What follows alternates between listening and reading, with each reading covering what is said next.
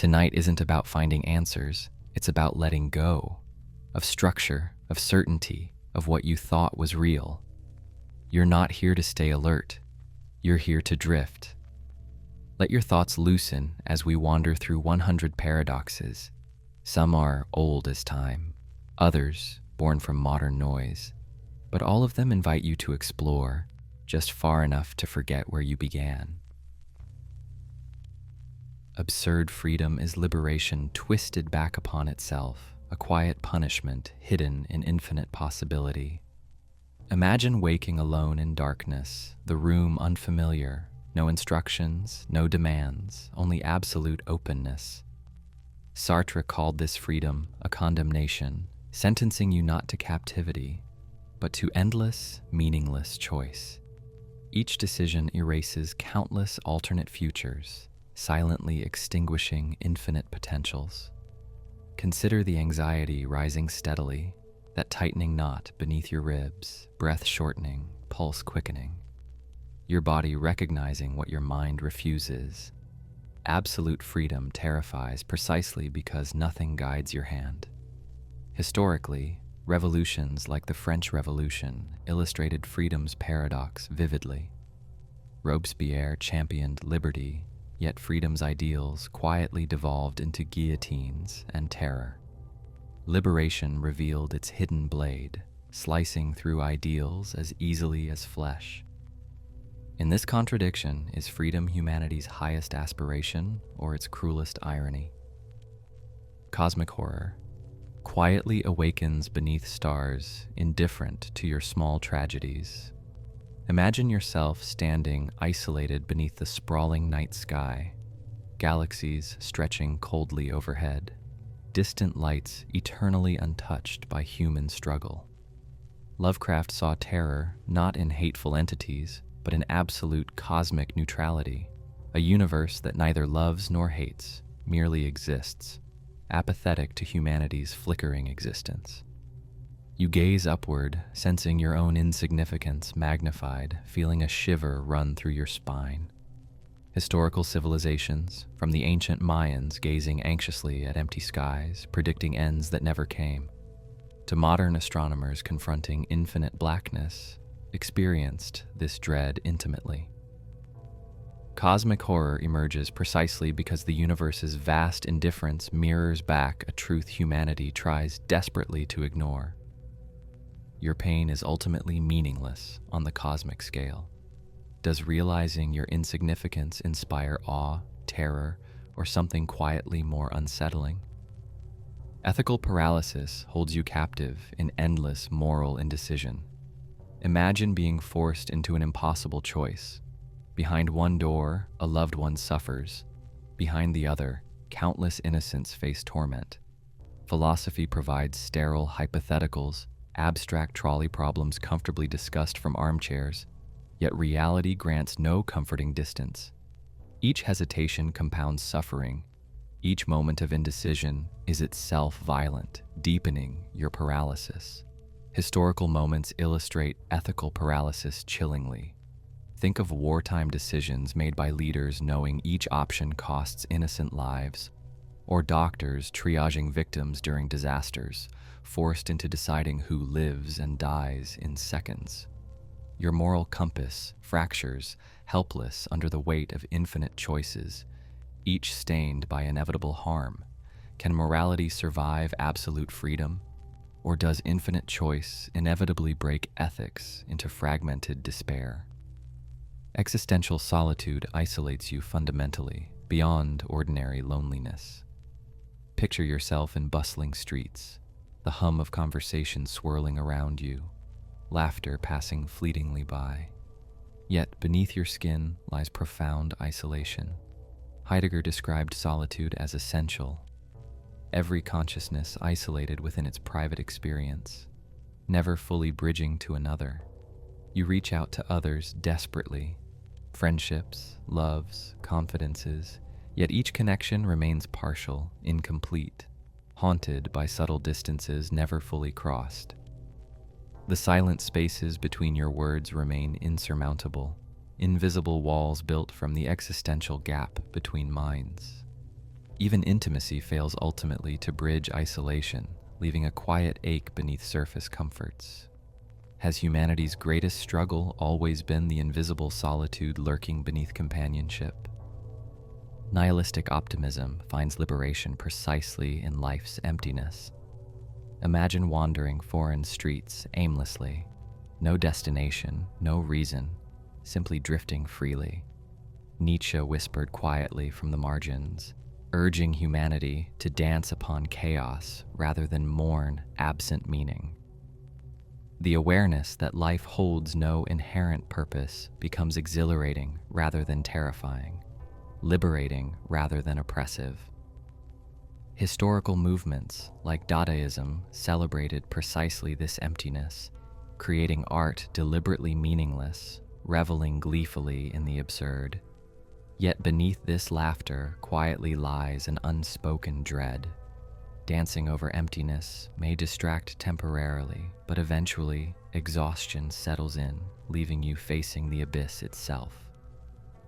Is embracing life's inherent meaninglessness courageous rebellion, or merely desperate avoidance? The burden of consciousness is the heavy inheritance of self-awareness, an awareness that offers no exit. Imagine a sleepless night. Your body still, yet your mind accelerates, replaying memories, simulating disasters, interrogating motives. Animals act, rest, react, but you think, you spiral. The moment you recognize your thoughts, you are split from yourself, watching your own mind unfold like a theater you can't leave. Think of Hamlet, paralyzed by thought, unable to act under the weight of possibilities. Or the underground man, so conscious of his every impulse that even spite becomes performance. Awareness is not a lamp. It's a burning glass, magnifying pain until sensation becomes unbearable. Does intelligence sharpen survival, or merely refine the tools of internal torture? Ontological bruises are the fractures embedded in what you assume is real. Consider déjà vu. The uncanny sense that this exact moment has occurred before. Not just similar, but exact. It passes quickly, leaves you shaken, and yet you can't prove anything changed. These are bruises in the structure of being, not visible, but deeply felt. Borges wrote of a library containing every possible book, truth buried in infinite falsehoods, reality diluted by possibility. Philip K. Dick wandered through layers of imagined worlds, paranoia blooming not from madness, but from encountering too many realities at once. When memories clash, when objects disappear and reappear with no cause, when time feels misshapen, do you patch over the bruise or start to question the entire skeleton it rests on? The dark night of the soul is the spiritual version of cosmic abandonment. Picture St. John of the Cross locked in a stone cell, fasting, hallucinating divine absence. Or Mother Teresa, whose journals bled with silence, a divine presence she could no longer feel, yet continued to serve. The night is not metaphorical. It stretches for years, decades, a long winter of the spirit where faith becomes ash in your mouth. You keep praying, not out of hope, but out of duty, ritual replacing conviction. Spiritual systems throughout history have accounted for this. Buddhism calls it the death of ego. Christian mysticism calls it purification. But strip away the framing, and what remains is a private hell, a space where meaning evaporates. Is devotion without reassurance still sacred, or is it merely delusion sustained by fear of emptiness? Existential guilt is the invisible residue of comfort built on unseen suffering. Consider a modern apartment, warm light, stocked kitchen, quiet neighborhood. Now imagine the supply chains that fed it, labor in collapsed factories, mined cobalt from war zones, displaced communities beneath corporate logos. You did nothing directly, yet your life feeds off systems that grind others quietly into dust. Kafka's characters never understand their crimes. They wake under judgment already condemned. And isn't that the shape of this guilt? Not what you've done, but what you've allowed, what you benefit from.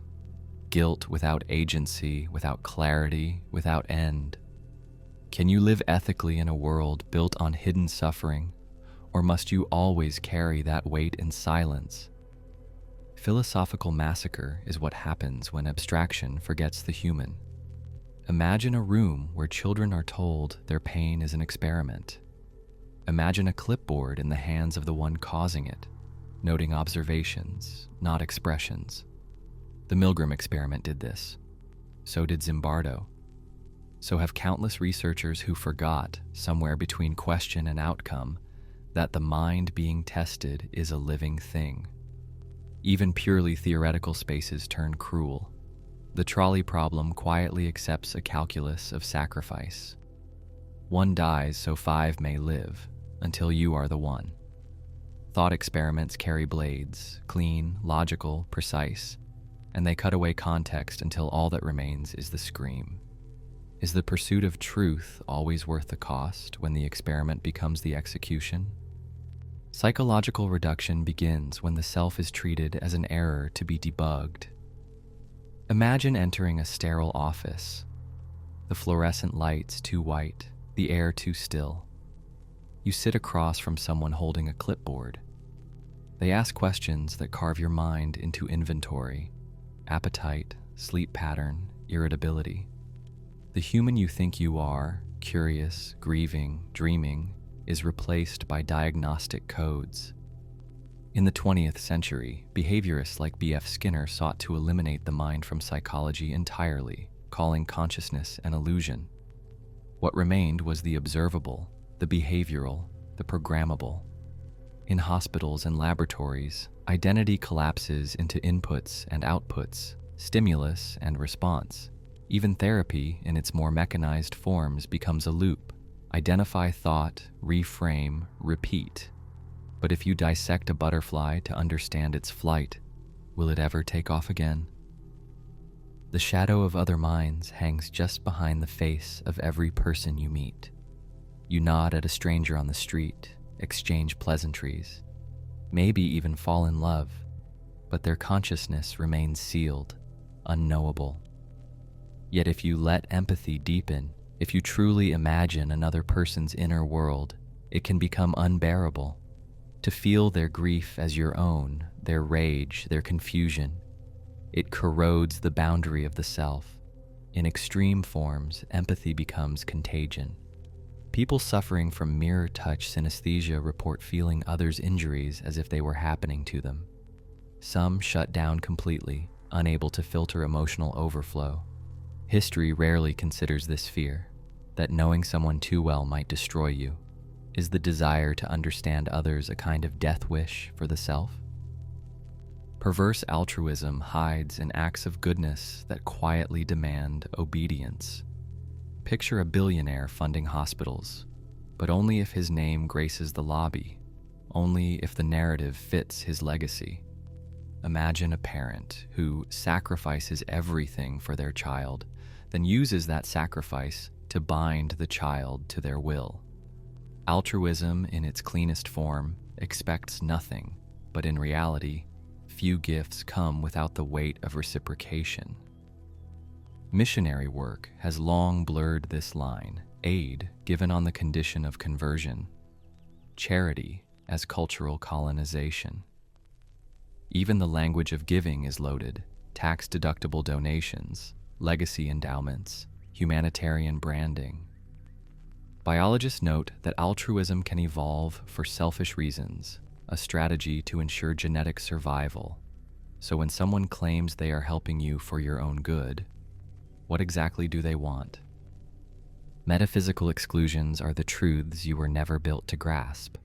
Evolution shaped your senses to navigate this world, not to understand all possible worlds. You see light only within a narrow band of wavelengths. You hear only a sliver of sound. Thought is bounded by the scaffolding of language and perception. So what lies outside those walls?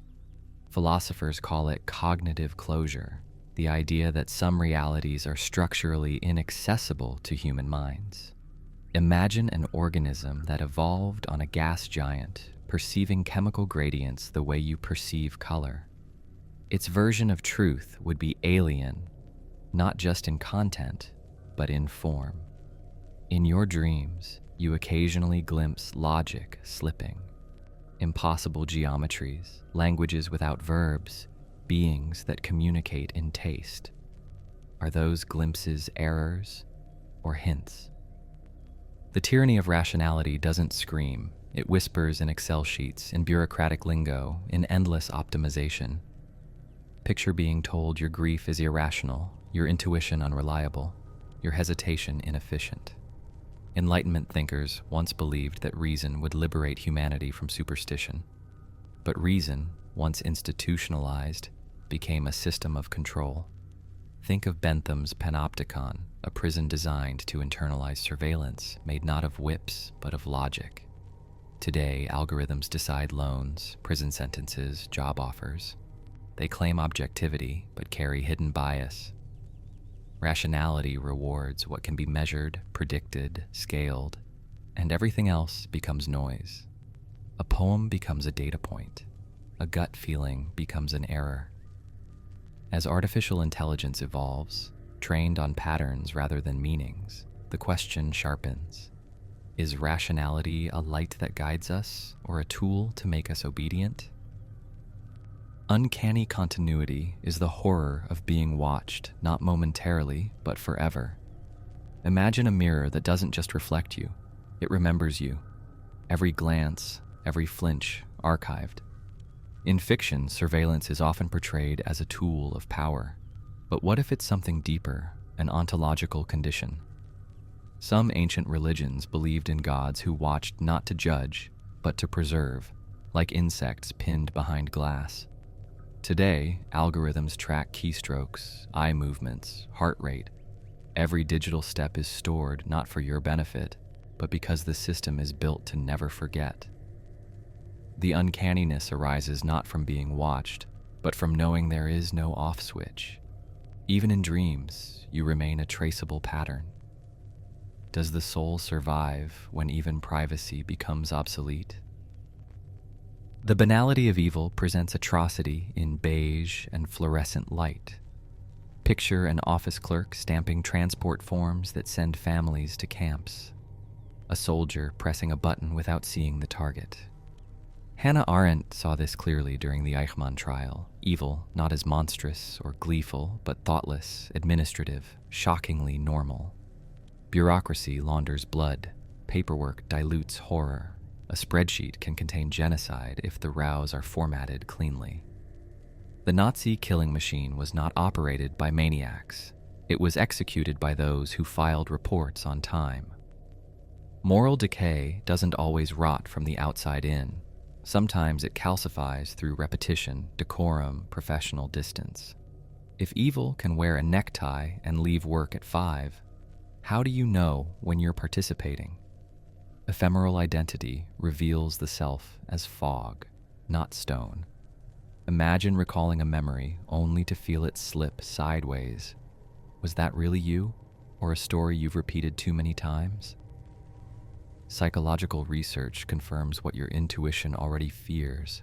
Identity is reconstructed constantly, full of gaps, contradictions, edits. Your opinions change, your habits mutate, even your face shifts subtly over years.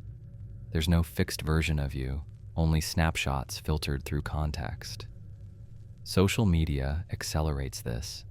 Every post a performance, every performance fossilized.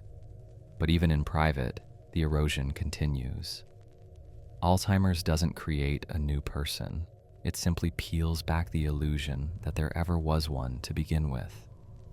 If your selfhood can dissolve under pressure, what was it made of?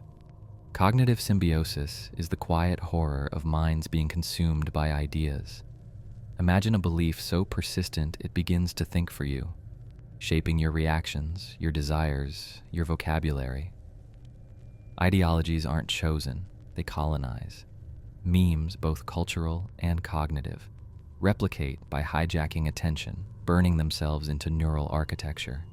Religion, nationalism, identity politics These aren't just belief systems, they're cognitive parasites that reward loyalty with coherence and punish deviation with dissonance.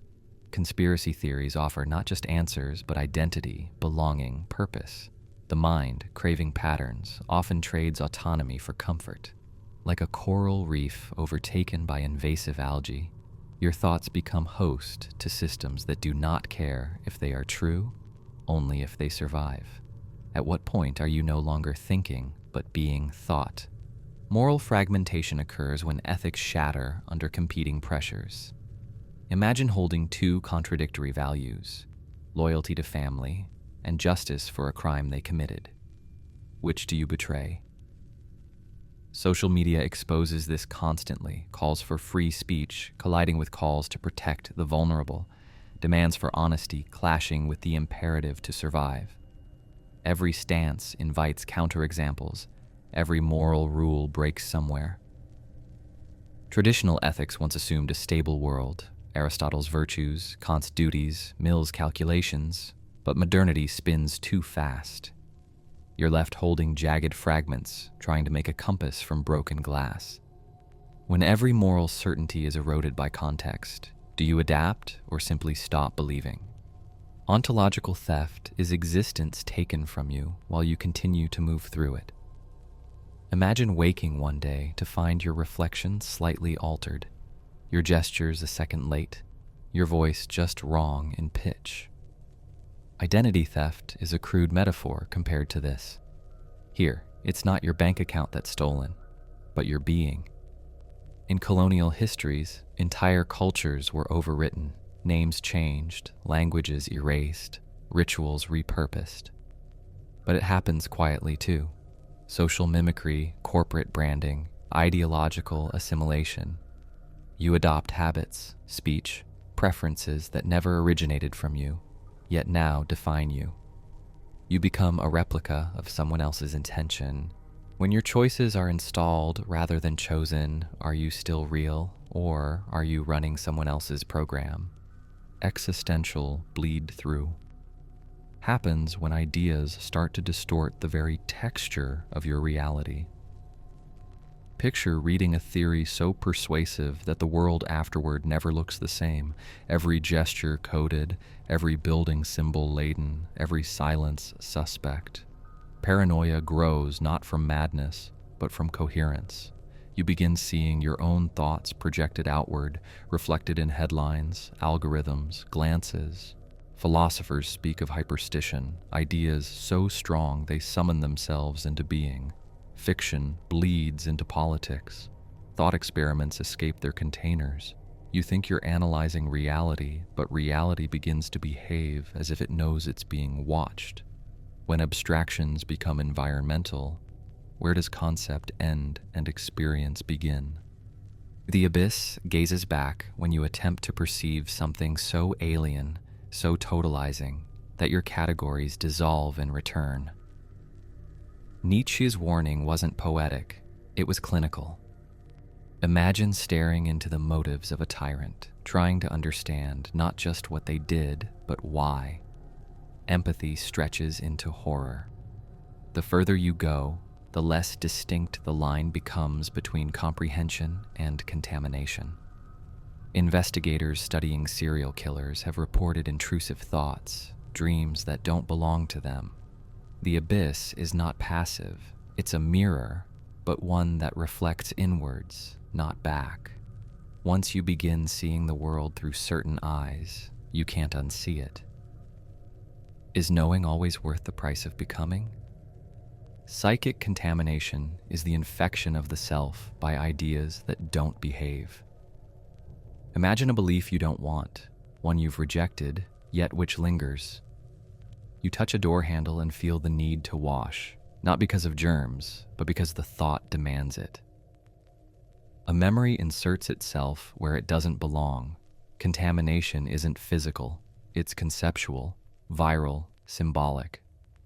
Urban legends, intrusive thoughts, ideological memes, once heard, they lodge in the mind, resisting eviction. Rituals arise not from logic, but from desperation, a way to keep the thought from spreading.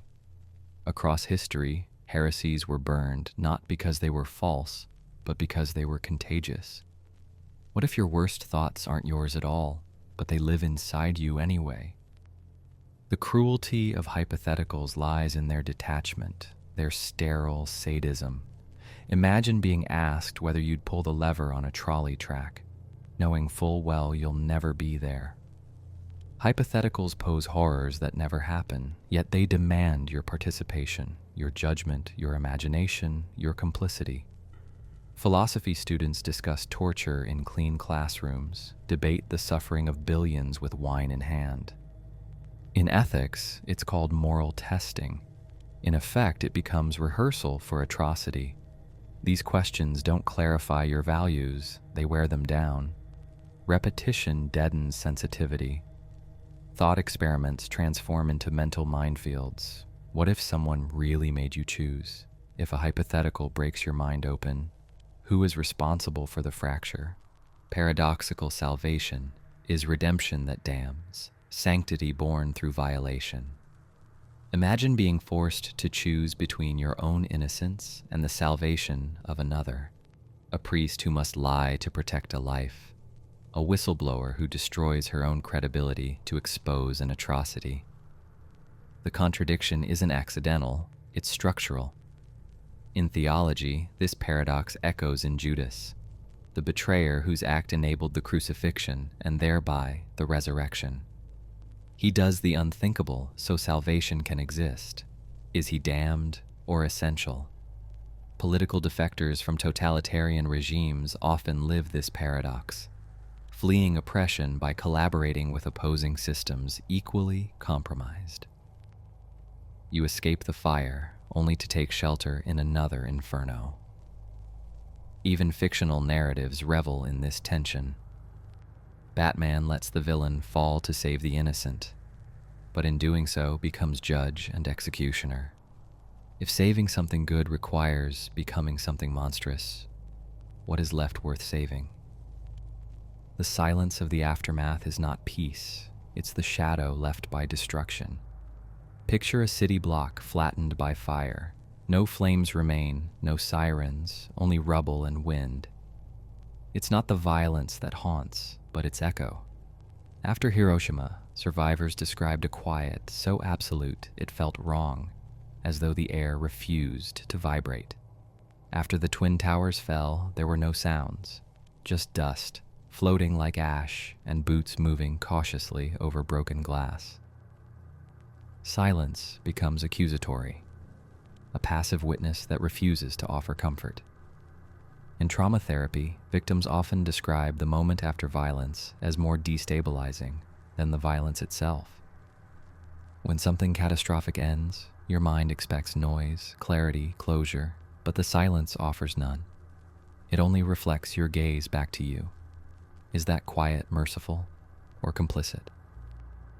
The violent now is the present moment held at knife point. Be here now, the mantra says, as though now is ever safe. But the present is where rawness lives, grief that hasn't scarred over, pain without story, chaos unframed. Imagine a panic attack with no visible trigger, only the now expanding around you, airtight. You're told not to live in the past, not to dwell on the future, but the now is where the fire burns hottest. Modern politics thrives in this terrain. Endless breaking news, real-time outrage, policies shifting before you can name them. Memory is suppressed by acceleration. There's no time to reflect, only react. Even mindfulness, co-opted by productivity culture, becomes another demand to remain calm while the building collapses around you. If you're always in the now, but the now is brutal, what's left of you? Existential commerce is the monetization of meaning. Picture waking up, reaching for your phone, and finding your digital assistant offering you inspiration. Something curated, algorithmically selected, emotionally empty. You click a link, enroll in a course, buy a meditation candle. The search for purpose has been streamlined, optimized, embedded with subtle costs. Meaning becomes a monthly subscription. Think of how grief is processed now in posts, playlists, branded journals. Even healing becomes a product. Therapy apps ask how you're feeling today and then offer tiered plans for deeper insight. This is not commerce invading meaning, it's commerce replacing it.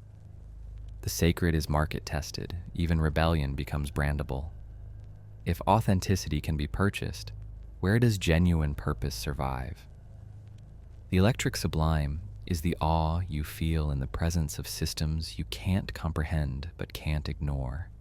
It's the pulse of citywide servers, blinking in coded rhythm, the hum of data moving through underground cables like blood through capillaries. Where once you stood before mountains and felt your smallness, now you stand beneath surveillance networks, predictive algorithms, machine intelligences that know your desires before you name them.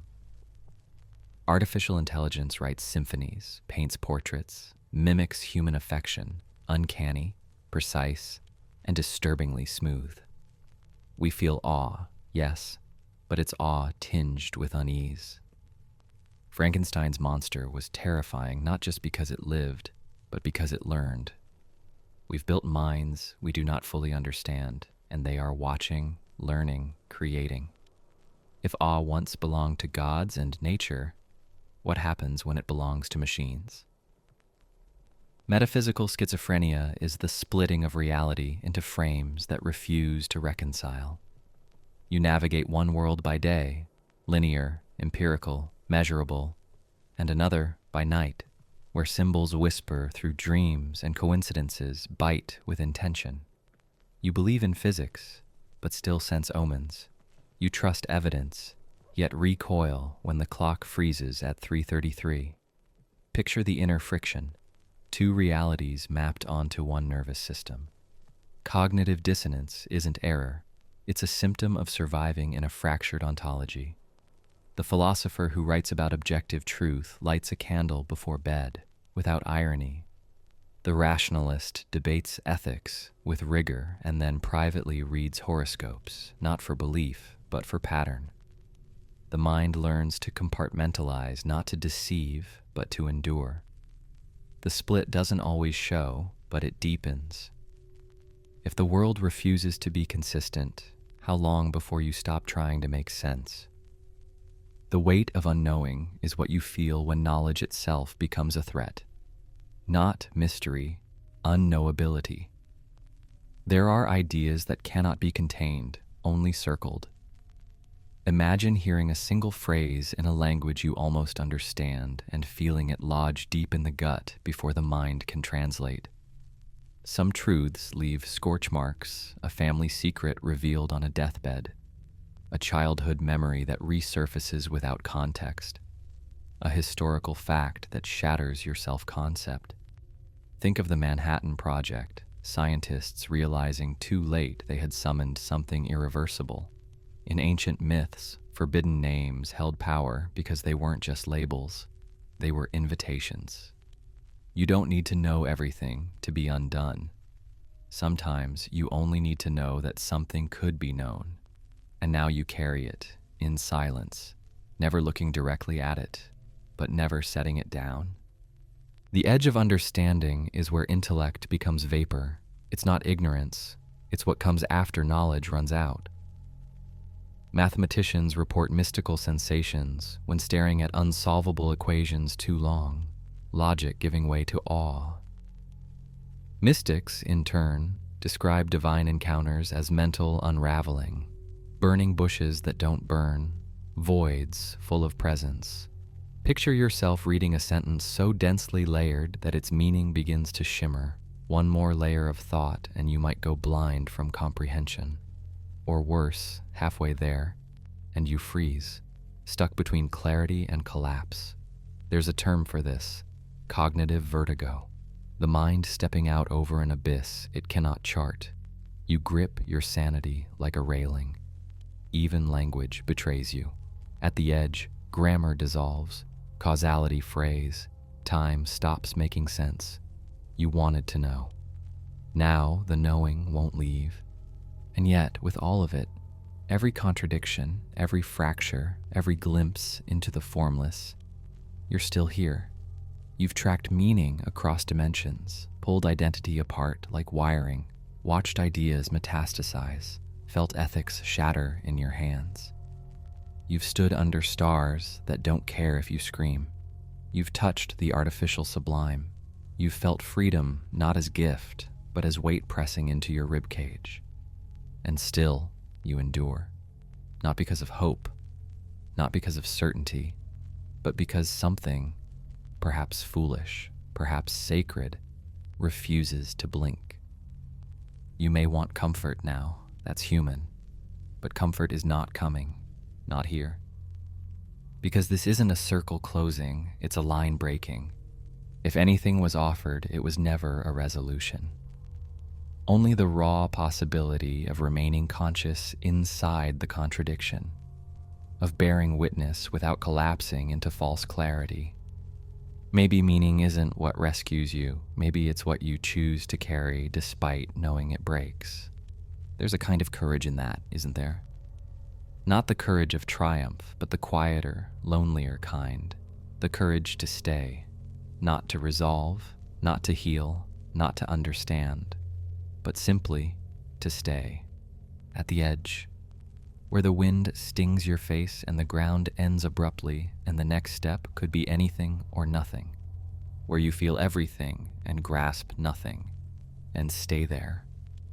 Eyes open, breath slow, hands empty, just a little longer. Narrative collapse begins when the stories meant to sustain your sense of self no longer function. Picture waking up and not remembering why your life matters, not from amnesia, but because the internal scaffolding has quietly rotted. You move through your morning as if nothing's changed, but each action feels like a reenactment of a life that once had momentum. Personal myths, the belief that you're improving, destined, part of something, now feel like theater. You recite them without conviction. Consider the Soviet Union in its final years. Parades still marched, slogans still echoed, but the narrative was dead. Only inertia remained. Now think smaller, your own routines. You repeat them because you don't know how to stop. Even memory doesn't rescue you. It only loops. When the narrative collapses, you are no longer a protagonist. You're just a character left on stage after the lights have gone out, still speaking lines no one is listening to. Philosophical cannibalism occurs when ideas begin to consume themselves. Imagine constructing a moral system so precise it begins to reject its own premises. You begin with noble clarity, perhaps utility or duty or freedom, and end with contradictions too sharp to ignore. The trolley problem splinters into infinite tracks. Every good act begets a new problem. Virtue theory demands you become someone you aren't, forever performing ideal behavior without pause. Skepticism teaches you to question belief until it questions itself. The ancient skeptics, faced with this spiral, often chose silence, not as surrender, but as the final act of intellectual integrity. Others, like Nietzsche, set fire to the systems themselves. Belief structures are designed to provide footing, but when they collapse, you keep sinking. If every thought eventually devours its own foundation, then what holds any of it up? Synthetic personhood is identity that performs itself into being. Picture an influencer who lives a life curated down to tone and lighting, but then notice your own timeline, the foods you photograph, the opinions you select for public display, the aesthetic you fine-tune. You aren't lying, you're refining. What begins as presentation becomes performance. What begins as performance becomes self. Consider social media profiles as digital altars constantly maintained. The philosopher Judith Butler argued that identity is always performative, gender, emotion, even agency itself. But the synthetic person isn't just a performance, it's a system. Your Spotify history becomes a personality. Your shopping preferences predict your emotional state. Even rebellion is monetized, authenticity filtered through the language of branding. You're not a faker, you're just optimized. But if you remove the metrics and the mirror, would anyone be left behind? Temporal haunting is being stalked by the futures you never entered. Imagine crossing a street and feeling that another version of you, one who stayed, who left, who turned back, is still nearby, looking on. Alternate timelines aren't science fiction here. They are emotional phenomena. Nostalgia doesn't only reach backward, it pulls sideways into the parallel lives you didn't live. What if is no longer a question, it's a presence. Regret curdles into metaphysical residue. Philosophers describe modal realism, the idea that every possibility is its own reality. But even if that's speculative, emotionally it feels real. You're haunted by echoes. The job you declined, the phone call you never made, the child you didn't have. These ghosts don't wail, they observe. They sit just at the edge of memory, reminding you that every step forward was also a step away, and they are still walking in directions you'll never see. Moral hallucination is guilt without cause, shame without act. Imagine waking up with the vivid sensation that you've done something wrong, but your memory is clean. Still, the weight lingers. You trace through old conversations, reread past texts, search for harm you may have caused. Eventually, your mind offers a scenario, a cruel thing you might have said, an action you almost took, a pain you didn't notice. And suddenly, it feels real. Children often internalize guilt for events they didn't cause, divorces, arguments, deaths.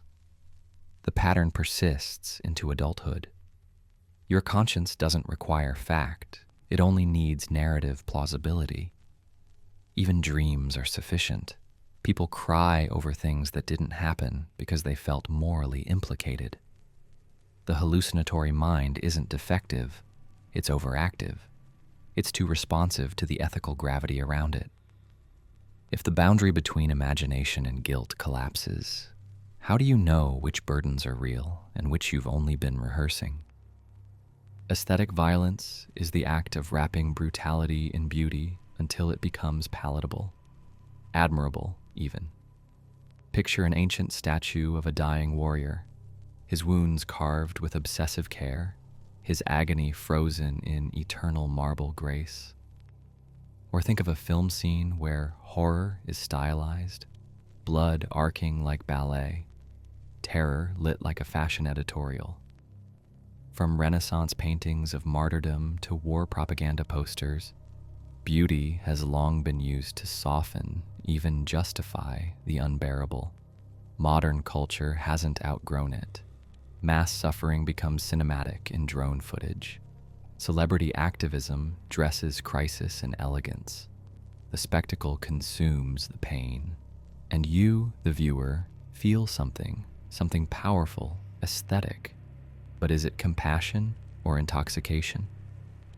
What happens when suffering becomes too beautiful to reject?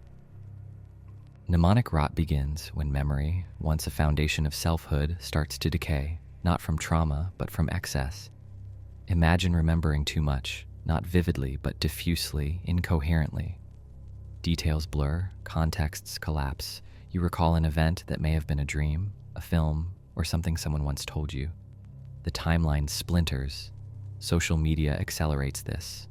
Endless feeds of birthdays, deaths, milestones. The memories become noise. What used to anchor you now dissolves into static. Histories rot when overpreserved, so do personal truths. You forget not because you've lost memory, but because it has multiplied beyond use. Repetition curdles, nostalgia sours. When every moment is archived, nothing stays distinct. What kind of self emerges when even memory becomes compost? Emotive disobedience is when your feelings betray your logic and you can't bring them back in line. Picture knowing you should be relieved, even happy, but instead feeling dread. Or knowing someone is good for you, but finding them repulsive. The disobedience isn't irrational, it's a form of protest. Emotions often outpace cognition, and sometimes they rebel. A mother smiles as her child graduates, and yet she feels grief. A man wins an award, but senses something hollow cracking underneath. Psychology might call it cognitive dissonance. But what if it's more than a glitch? What if it's resistance? You try to feel what you should, but the body refuses. The lie isn't in the emotion, the lie is in the should. If you can't control what you feel, does it mean you're broken or closer to something true? Thought exhaustion sets in when reflection becomes a trap rather than a tool. Imagine standing at a fork in the road and weighing both paths for so long that your legs give out. Philosophers call it overthinking, but the term trivializes the collapse. You've built an internal cathedral of analysis, every decision considered from every angle, mapped, diagrammed, pre-regretted. You search for the optimal move and miss the moment to move it all. The exhausted thinker becomes inert, unable to choose lunch without spiraling into metaphysics. Even joy requires justification. The effort to understand reality collapses under its own weight. Eventually, thinking itself becomes painful, like overstretched muscle. What happens when your best trait, the drive to understand, becomes the very thing that paralyzes you? Language collapse is when words no longer bridge minds, but scatter meaning like broken glass. Picture trying to explain a dream, a grief, a realization, and watching the listener's eyes glaze over, not from boredom, but from disconnect. You use all the right words, but they don't land. Now imagine this on a cultural scale. Terms once crisp, freedom, identity, truth, become containers for opposite meanings. Everyone says love, but no one means the same thing. Political discourse becomes noise. Personal arguments become loops. You speak and are heard incorrectly. You listen and understand nothing. It's not miscommunication, it's linguistic entropy. The philosopher Wittgenstein warned that words only work inside a shared form of life. But what happens when that form fractures? If language collapses, what do we use to climb back out? Inverted empathy is the sensation of feeling pain on behalf of someone who has hurt you. Imagine standing before the person who betrayed you and sensing, not just abstractly, but in your chest, the fear behind their cruelty. A school bully lashing out because he's terrified at home. A parent failing you, hollowed out by their own unloved childhood. You begin to hurt for them, and the rage drains out, replaced by something worse: understanding. This isn't forgiveness, it's infection. The line between self and other dissolves under pressure. You start carrying their burden. You lose track of your role in the story. Victim, perpetrator, witness, all blur together. What happens when your compassion turns against you, not as virtue, but as corrosion? Causal reverberation is the echo of consequence that resists containment. Picture making a minor choice, ignoring a phone call, missing a bus, and realizing years later that it shifted your entire trajectory. Most consequences are invisible at first. Some don't arrive until long after the cause is forgotten. Like gravitational ripples bending light around galaxies, your smallest actions bend futures into strange shapes. A child sees their parent cry once and carries the memory like a splinter for life. A bureaucratic error leads to a lifetime of poverty. You can't trace these threads in real time. They emerge in retrospect, if at all. And so you act blindly, casually, under the illusion of scale. But the ripple doesn't care what you intended. It moves outward anyway. Autonomous grief is mourning that arrives without personal loss. Imagine crying uncontrollably at a stranger's funeral, or feeling hollow after reading about a war in a place you've never been. This isn't sympathy, it's embodiment. The grief moves in and lives inside you. Some people experience this as moral hyperreactivity. Others describe it as spiritual sensitivity. The emotions don't ask permission. They bypass logic, settle deep. Grief becomes ambient, part of the emotional weather. You mourn futures you were never promised. You ache for people you never knew. Religious traditions might call this intercessory suffering. Psychology might label it projection. But neither label explains the rawness. What does it mean to grieve without ownership? Lucid submission is the act of choosing to obey, even when you know you're being coerced. Imagine understanding the trap fully and walking into it anyway. You sign the contract, you smile at the camera, you nod at the job interview even though your stomach knots. It's not naivete, it's awareness with no viable alternative. The ancient Stoics called this acceptance. The existentialists, bad faith. Either way, it's a strategy. You trade autonomy for predictability, freedom for relief. Submission becomes performance art. You play the role so well you start to believe it. You hope the mask will eventually become your face. But somewhere, underneath, a voice whispers, "You knew. You knew exactly what this was."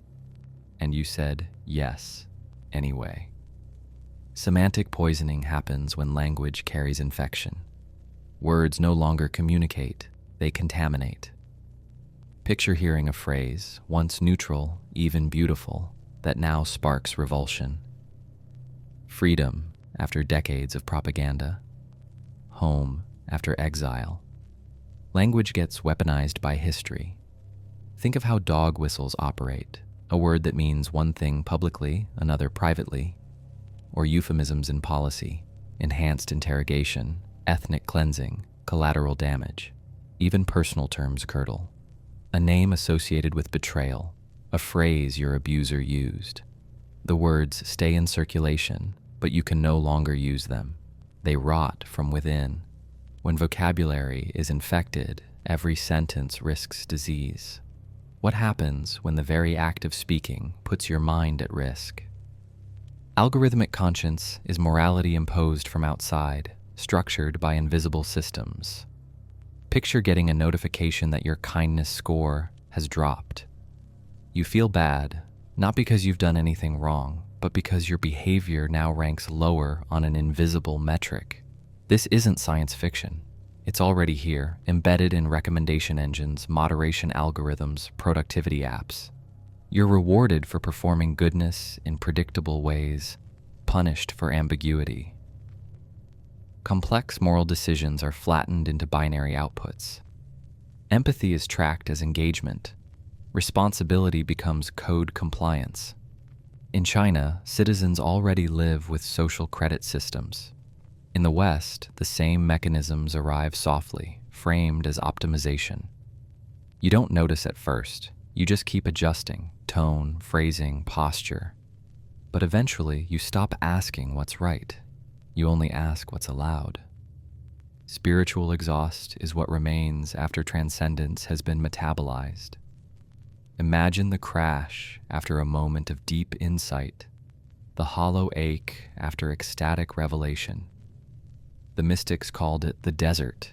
God goes silent, and all that's left is dust. You pray, but not because it works. You pray out of momentum. Psychedelic users speak of breakthrough experiences, followed by confusion, burnout, melancholy. You glimpse something vast, and then you come back to grocery lists, rent, screen glow. It doesn't feel like returning. It feels like exile. Some chase the high again, compulsively. Others retreat entirely, but nothing reclaims that original impact. Spiritual exhaustion is not the absence of belief, it's the erosion of awe. What do you do after the sacred has spoken and then stopped? False equilibrium is the calm that comes just before something shatters.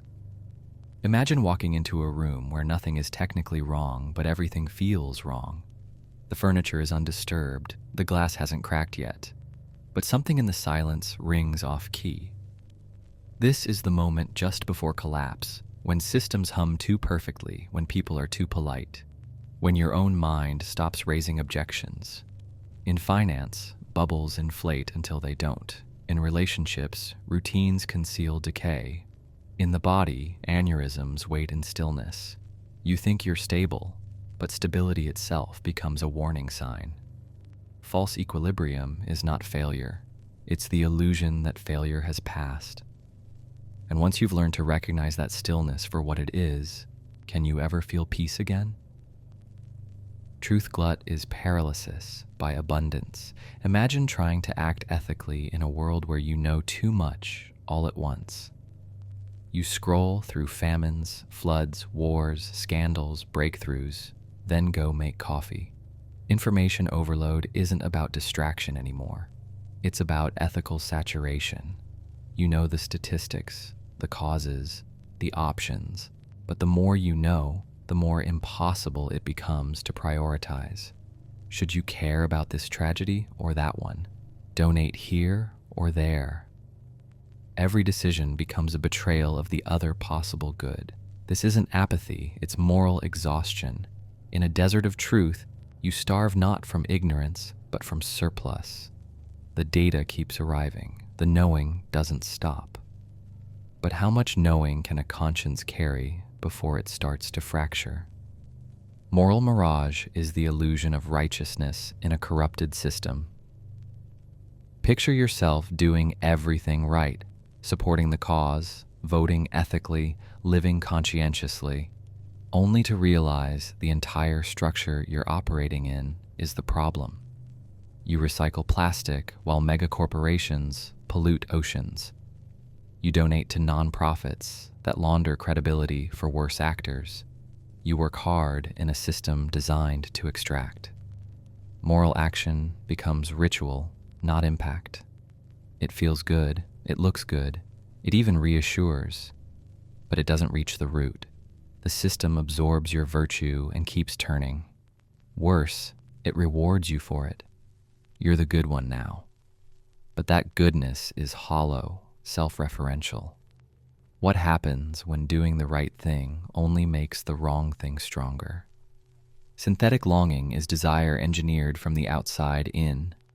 Picture wanting something, desperately, vividly, only to realize the want didn't come from you. You didn't create the hunger, it was installed. Ads no longer sell you objects, they sell you identity. They shape archetypes, the visionary, the rebel, the nurturer, the ascetic. You don't see a product, you see the version of yourself that might finally be worthy if only you owned it. The longing becomes a loop. You desire what you believe you should desire, because desiring it proves you belong. But the more you get, the more unfulfilled you become. Like feeding a hunger that isn't yours, the satisfaction never lands. The shelves fill, the inbox chimes, the profile gains. And still, you scroll, eyes open wide, searching for a need, convincing enough to chase again. Desire deletion is when the will to want vanishes, cleanly, completely, and without warning. Imagine waking with no craving, not for food, not for touch, not for triumph. You feel no depression, no despair, only the startling flatness of a horizon with nothing behind it. You speak, you act, you function, but you are not moved. This isn't numbness. Numbness hurts. This is clarity so absolute, it's sterile. Buddhists might call it liberation, freedom from the clutches of craving. But in this version, there's no illumination, only disconnection. You no longer hunger. And in that absence, you begin to wonder if the self was ever anything but accumulation. Desire stacked upon desire, identity built through longing. If desire disappears, what remains to speak for you? Predictive entrapment is when foresight becomes confinement. Imagine an app that knows when you'll feel sad before you do. It offers music, a product, a quote, all eerily perfect, not helpful, predictive, not comforting, controlling. You try to make an unexpected move, take a trip, send a message, buy something irrational. The system adapts instantly. Your rebellion becomes data. You've read the terms, you've clicked agree, but the real contract is older. Prediction in exchange for efficiency. And slowly, your life becomes smoother but smaller. Surprises feel like bugs. You start editing yourself before the system does. Eventually, you realize you've stopped acting outside the script. Not because you were told not to, but because the script anticipated your deviation and folded it in. What is autonomy when it's already accounted for? Ghost agency is when your choices are no longer yours, but obligations to a past self who no longer exists. Imagine continuing a degree, not out of passion, but because a younger version of you once declared it essential. That version is gone, buried beneath life, experience, entropy, and yet you obey. The ghost lingers in calendars, resumes relationships. You tell yourself you're staying the course, but the truth is you're honoring a phantom, performing loyalty to an outdated script. Even grief can be ghost agency, mourning someone the way your culture expects, not the way you feel. You don't update the map even when the terrain changes. The ghost acts through you, politely, no possession, no horror, just a quiet colonization of your will. If you stop honoring them, do you finally live, or do you vanish too? Emotional backdraft is the delayed ignition of buried feeling. Imagine surviving a brutal year with perfect composure, then sobbing uncontrollably in line at the grocery store when you drop a can. That's not weakness, that's combustion. Emotion doesn't disappear, it compresses. You tell yourself you're over it. You perform resilience. But grief has no interest in narrative closure. Anger waits patiently. Fear memorizes your quietest hours. The explosion never comes when you're prepared. It comes when you're safe enough to feel. A stranger's kindness cracks you open. A child's laugh reminds you of someone gone. The backdraft is messy, disproportionate, real. You apologize, embarrassed, but you shouldn't. It's not drama, it's aftermath. What you buried survived. It just chose its own time to surface. Introspective hostility is when your own mind becomes your most antagonistic observer. Imagine trying to rest while your thoughts pace like a prosecutor, cataloging each flaw, second-guessing every sentence you said that day. This isn't guilt, it's surveillance. You monitor your tone, your posture, your past, until every gesture becomes potential evidence. Introspection, once a tool for clarity, morphs into interrogation. Your inner monologue stops asking why and starts demanding what's wrong with you. Even your attempts at healing get turned inward, weaponized. You try meditation. Your mind mocks your breathing. You try journaling. It dissects your motives. The hostility isn't loud, it's meticulous, cold, surgical. If the call is coming from inside the house, what happens when the house is made entirely of mirrors? Sentimental collapse is when your emotional reference points erode and things that used to move you now feel hollow. Picture returning to the town you grew up in. You walk the familiar streets, smell the same pine trees, see the diner signs still flickering, and feel nothing. Not sadness, not nostalgia, just vacancy. The song that once made you cry becomes background noise. The film you used to love feels overwritten. Time hasn't ruined these things, it's emptied them. The emotion hasn't died, it's been disconnected. You know what you're supposed to feel. You remember feeling it. But the feeling itself refuses to arrive. Traditions collapse. Rituals lose texture. Even joy becomes simulated, rehearsed, obligatory. What do you hold on to when even the past won't hold you back? Ethical erosion is the quiet decay of your values, not through betrayal, but through exposure. Imagine facing moral compromise, not once, but 1,000 times a day, in work, in entertainment, in conversation. Each instance is small, deniable. You shrug, adapt, justify. But over time, the shape of your conscience shifts. You find yourself defending what once repulsed you, or ignoring what once moved you. It doesn't happen dramatically. It happens gradually, like sanded wood, smooth, polished, empty of grain. Your ethics aren't shattered. They're weathered. You look in the mirror and realize you haven't broken your principles. You've forgotten them. Not because you stopped believing, but because belief got crowded out by convenience. If erosion doesn't leave scars, how do you know what you've lost? Narrative plague is when stories stop being shared truths and become infectious mechanisms of control.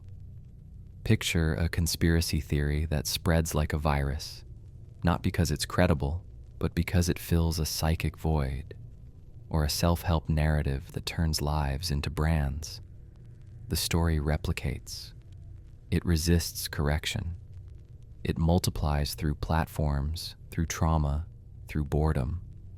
The philosopher Jean Baudrillard warned of simulation overtaking reality, where copies become more real than what they imitate. You see this now. Influencers scripting tragedy, politics reduced to memes, protest movements commodified before they take root. The story consumes the storyteller. You tell your own version, trying to make sense, but the syntax isn't yours anymore. Language turns viral. Structure becomes sickness. What happens when belief itself becomes contagious? Volitional static is the fog that descends when the will to act becomes unintelligible. Imagine trying to decide something simple, what to eat, what to wear, who to text, and feeling an impenetrable static between impulse and execution. You aren't indecisive, you aren't anxious, you just can't move. The signal won't come through. Free will flickers like a dying bulb. This isn't paralysis, it's disintegration of direction. The will is present, you feel it like a pressure, but the pathways to action are scrambled. Philosophers have called this akrasia, weakness of will. But this isn't weakness, it's noise. You're not resisting your own desires, you just can't read them. You sit still, blank, aware of the choice, but severed from it. What happens when the self becomes illegible to itself? Context. Disintegration is when meaning erodes, not because the words are wrong, but because the world they belong to no longer exists. Imagine trying to explain fear to someone who's never felt unsafe, or dignity to someone raised on algorithms of performance. You speak clearly. You choose your words carefully, but they scatter, sink, stall out. The reference points don't align. It's like handing someone coordinates to a map they don't recognize. Even shared language turns traitorous. Freedom becomes a slogan. Empathy, a brand. Violence, a disagreement. What was once solid becomes liquid, then vapor. Culture fragments into dialects of outrage and irony. Belief curdles into noise. Even silence fractures. Some use it to heal, others to accuse. There is no longer a common now. You're trapped in a room full of people yelling the same words at different walls. And the more you explain, the more alone you become. Residual agency is what's left when the soul stops showing up, but the body keeps doing its job. Picture a once devout priest still reciting his prayers long after faith has departed. Each word pronounced with perfect cadence, each gesture performed with muscle precision. The belief is gone, but the action remains. Not out of habit exactly, and not quite out of duty. Something older, something deeper. You keep voting, teaching, offering kindness. You don't expect it to matter, but abandoning it feels worse. You live through a collapsed future and still water the plant, still check on your neighbors, still write down the good idea even if no one will read it. This is not hope. Hope implies a return. Residual agency is continuity without expectation. You're not waiting for the world to change. You just refuse to vanish while it's still turning. Instrumental sadness is grief shaped into something legible, marketable, productive. Imagine a funeral where mourners live stream their tears. Imagine a breakup so brutal you start rehearsing the monologue before the goodbye even lands. We're taught to transform pain into insight, loss into content, despair into lessons. But at some point, the sadness stops being a feeling and becomes a performance. You cry, and halfway through, you're already editing the story for later. The feeling never lies, but its expression becomes calculated. You post the photo, you get the likes, and somewhere, deep inside, a tiny version of you keeps checking whether the grief is resonating, whether it has utility. The sadness still aches, but now it wears makeup. It's formatted. You've been trained to narrate your pain so others can digest it. And one day you realize, if no one's listening, you're not sure how to feel anymore. Regressive awakening is the final betrayal of enlightenment. The moment you return not to clarity, but to myth. Imagine studying philosophy for decades, peeling back illusion after illusion, chasing pure truth, and arriving at a dream. An archetype, a symbol older than civilization. You stare into the abyss expecting emptiness, and instead find ritual. You hear your name and realize it's not yours. It's one given to you by something ancient. You tried to reason your way out of the dark, but now the dark speaks in patterns too symmetrical to ignore. Logic buckles. Time folds. You remember a childhood image that never happened. You see yourself from outside. The rational mind tries to resist, but the symbols are too deep, the rhythm too familiar. You kneel, not from submission, but recognition. Enlightenment didn't carry you forward. It curled you inward into an older language, one you were never supposed to outgrow.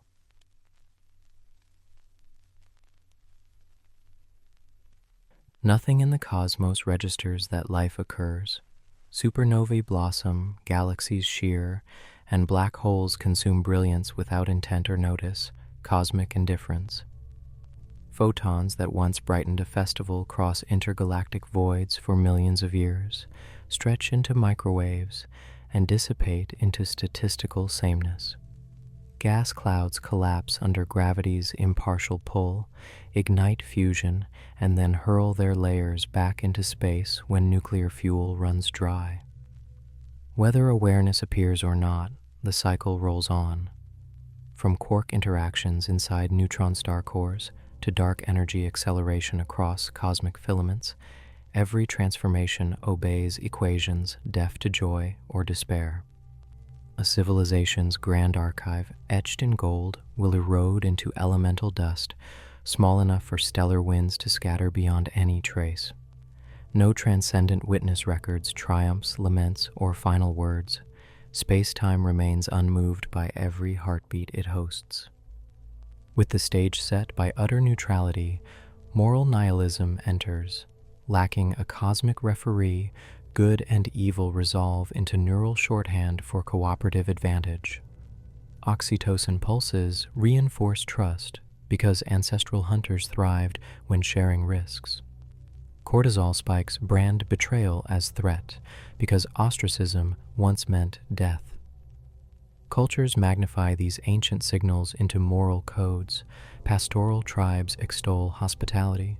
Imperial courts sanctify obedience. Industrial democracies elevate autonomy. Each claims timeless truth while mirroring economic substrate. History parades shifting taboos. Human sacrifice revered, then reviled. Slavery preached as divine order, later damned as crime. Strip away limbic circuits, and commandments vanish like perfume in vacuum. What remains is preference enforced by power, ratified by rhetoric, yet unacknowledged by the surrounding void. Into that vacuum steps antinatalism, aiming its lens at the act of creation itself. Birth guarantees vulnerability. Hunger before the first feeding, fevered nights, grief as bonds rupture, and the sharp certainty of decay. Pleasure may follow, but its balance against pain hinges on parents' optimism bias, an evolutionary tweak favoring reproduction. For potential beings, non-existence offers complete immunity to harm, forfeiting nothing. Cultural applause for lineage pride or demographic strength echoes genetic imperatives, not objective duty. When cosmic indifference withholds endorsement, deciding to generate sentience resembles wagering another's neural circuitry on probabilities no creator can secure: future health, social stability, planetary habitability. The ethical ledger tallies risk as guaranteed, reward as speculative, and sees the bet as dubious. Yet sentience already exists and confronts existential stakes. Existential risk highlights how fragile conscious life remains in a landscape shaped by chance and ignorance. A 6-mile asteroid perturbed by planetary resonance could extinguish multicellular organisms in an afternoon. RNA viruses mutate within dense farms, exploring genomic permutations until lethality and contagion intersect. Supervolcano magma swells beneath crust thin as brittle ice, capable of choking sunlight long enough to dismantle agriculture. Technology augments threats, synthesized pathogens engineered for stealth, autonomous weapons tuned to cold metrics, artificial intelligences optimizing indifferent objectives. Annual probabilities stay small, but downside spans eternity. Preservation depends on coordination among agents divided by ideology and scarcity, agents whose moral footing is already unsure. The cosmos offers no rescue clause. Extinction would pass unnoted, save for the local cessation of perception. Threaded through these concerns is fatalism. Carbon birthed in stellar cores seeded planets, nucleotides assembled in primordial seas, natural selection sculpted neurotransmitter systems that regulate appetite, anxiety, ambition. Genetic polymorphisms adjust receptor densities long before memory forms. Prenatal hormones imprint stress thresholds. Early social cues calibrate attachment styles. When a decision neuron fires, signing an alliance, initiating a war, its threshold was molded by billions of microevents embedded in prior states. Quantum fluctuations add unpredictability without granting authorship. A radioactive decay altering a gamete's DNA offers chance, not intention. Brains still plan because forecasting reduces metabolic cost, yet each apparent fork traces back to a single causal spine. Agency persists as narrative condensation, a linguistic coordinate system marking junctions in unfolding dynamics, not an independent pilot steering events. The sequence arrives at panpsychic suffering, extending the perimeter of distress far beyond human experience. If consciousness correlates with integrated information wherever complexity arises, then subjective valence might flicker in organisms far simpler than mammals, and perhaps in non-biological substrates. Evolution cares little for pleasant qualia. Negative effect sharpens survival by teaching avoidance. Pain may therefore saturate ecological niches. Insect larvae parasitized by wasps, fish suffocating in low oxygen estuaries, factory-bred animals living brief, cramped, cortisol-drenched lives. On speculative horizons, microsentiences could arise within molecular torsions, chemical oscillators, or computational substrates simulating fluid dynamics. A supernova, under this lens, would burst with quadrillions of momentary agonies as bonds tear at relativistic velocity. The moral ledger expands until human suffering shrinks to a decimal point, while the indifferent universe continues to evolve, heedless of every cry embedded in its processes.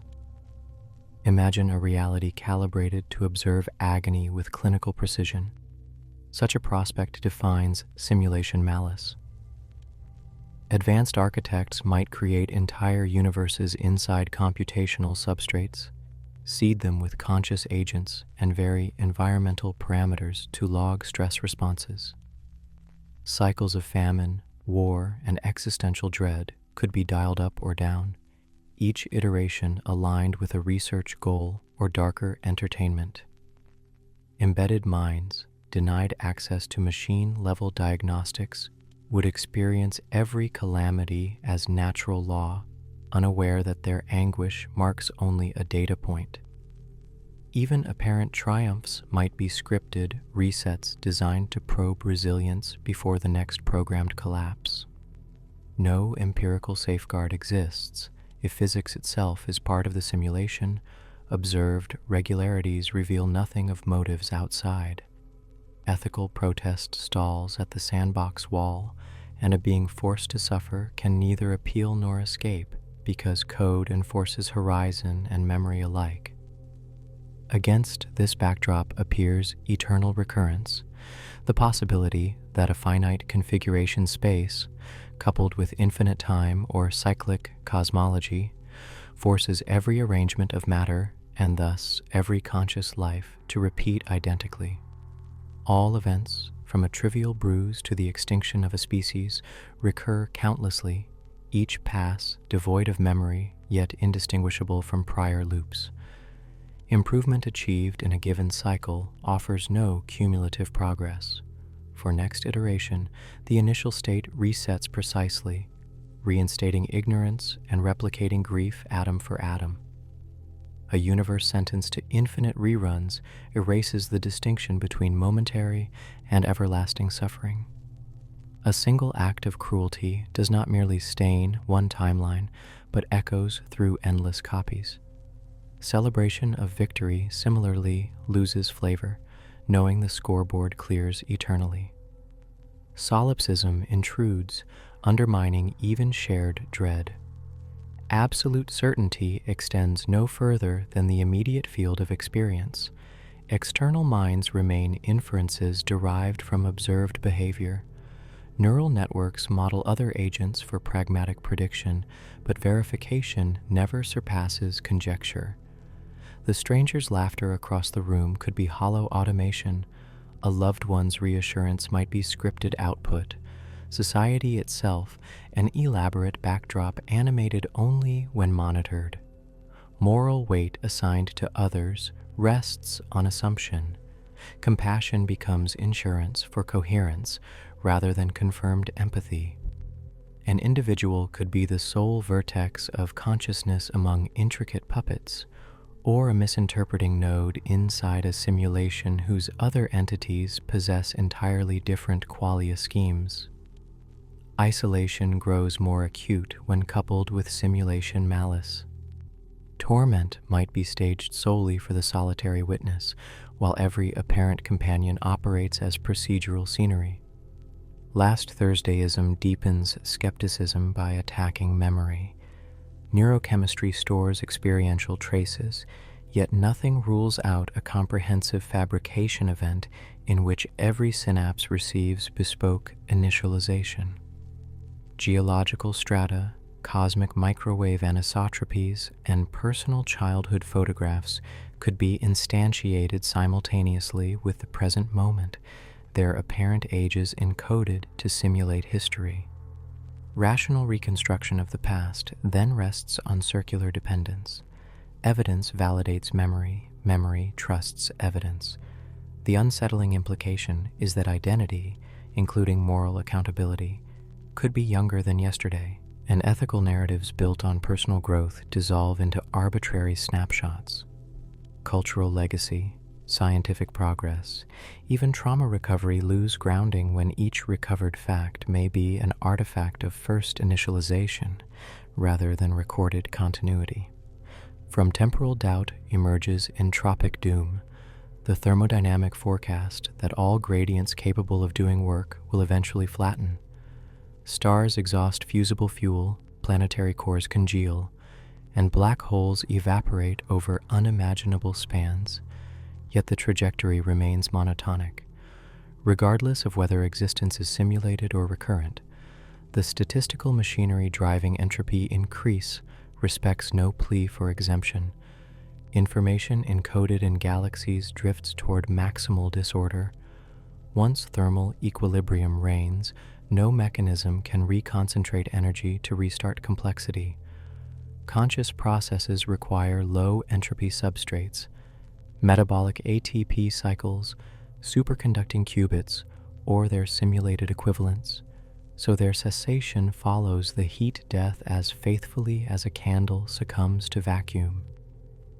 Purpose evaporates alongside temperature, rendering even the grandest schemes provisional, including any long campaign to discover ultimate truth about simulation or recurrence. Where entropy guarantees null finality, the absurd names the psychological rift between mind and reality. Cognitive architectures evolved to prioritize pattern, motive, and goal detection. They crave narratives that justify effort. Entropic finality, cosmic indifference, and unstable epistemology subvert that craving.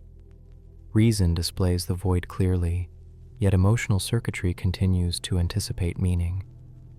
The absurd is neither logical contradiction nor empirical puzzle. It is persistent tension between intellectual recognition of futility and biochemistry's refusal to cease investment. Cultural institutions, from art to religion to politics, attempt to patch the rift by erecting symbolic structures, but each solution inherits the same fragile substrate and decays under scrutiny. What remains is a continual oscillation: resolve in the morning, disenchantment at night. Replace, repeat. Quietism emerges as one behavioral equilibrium to that oscillation, advising minimal disturbance rather than futile conquest. By dampening wants, lowering conceptual noise, and cultivating observational stillness, a mind may reduce the amplitude of absurd tension. Quietism does not promise salvation. It seeks to lighten cognitive load while acknowledging cosmic silence. Neural studies of meditation reveal decreased activity in the default mode network, blunting narrative churn and reactivity. Yet metabolic needs, social obligations, and innate drive reassert themselves, demanding periodic re-entry into striving. Quietism therefore operates like psychological tide control, not dam construction. It manages swell without banning water. Compassion without consolation follows naturally once striving loosens. If meaning cannot be universal, yet suffering remains locally vivid, alleviating pain becomes the remaining justifiable aim. Neural mirror systems fire when observing distress. Relieving that signal reduces personal error potential, providing a biological incentive. In absence of metaphysical guarantor, kindness stands on practical ground.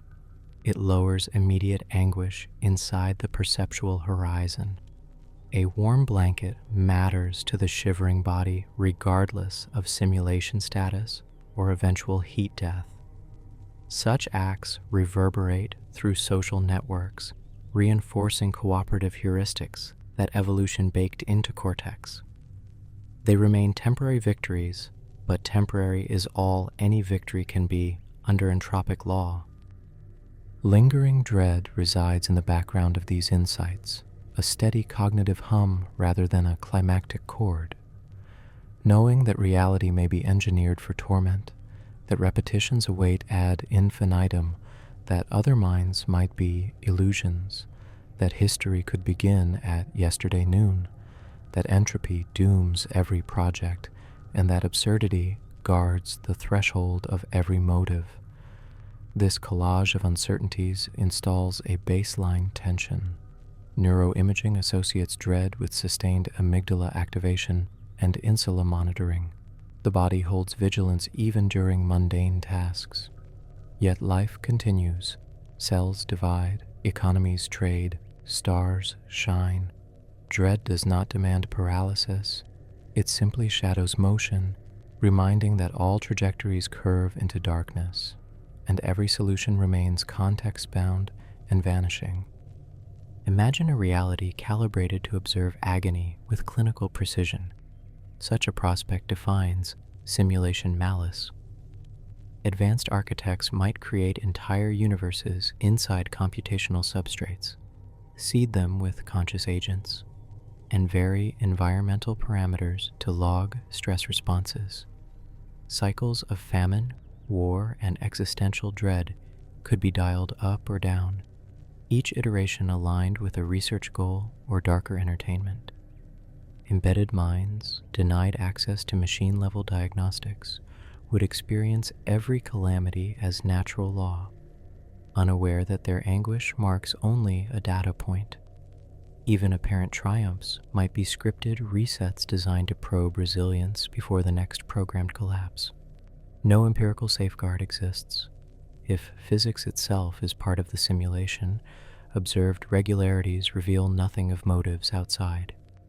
Ethical protest stalls at the sandbox wall, and a being forced to suffer can neither appeal nor escape, because code enforces horizon and memory alike. Against this backdrop appears eternal recurrence, the possibility that a finite configuration space, coupled with infinite time or cyclic cosmology, forces every arrangement of matter, and thus every conscious life, to repeat identically.